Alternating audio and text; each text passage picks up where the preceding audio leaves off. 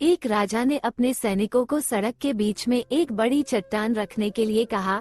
चट्टान को बीच सड़क में रखवाकर राजा ने अपने सैनिकों से छुपकर उस चट्टान पर नजर रखने के लिए कहा कि देखना उस चट्टान को रास्ते से कौन हटाता है। लोग उस जगह पर आते रहे और जाते रहे, लेकिन किसी ने भी उस चट्टान को रास्ते से हटाने की कोशिश नहीं की।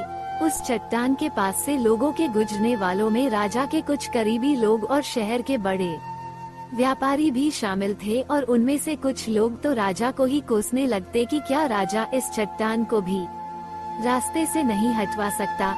लेकिन किसी ने भी उस चट्टान को रास्ते से हटाने का प्रयास नहीं किया। ऐसा काफी दिनों तक चलता रहा।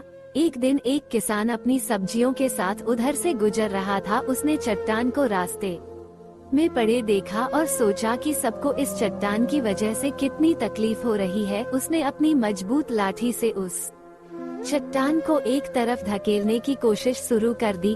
काफी कोशिश के बाद वो उसे सड़क से हटाने में कामयाब हो गया।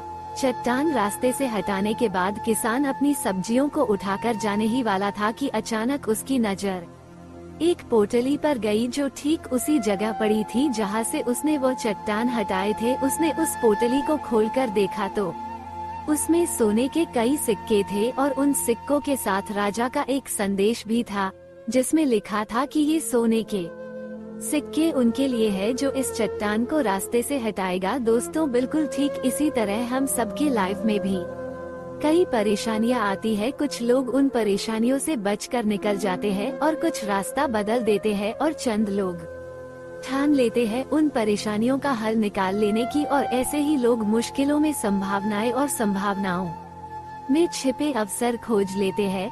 मजबूत इरादे और नेक दिल के साथ किए गए कोशिशों के परिणाम हमेशा ही अच्छे आते हैं। इसीलिए जीवन के परेशानियों से घबराओ मत, बल्कि उन परेशानियों को हल करने की कोशिश करते हुए जीवन सफर में आगे बढ़ते रहो।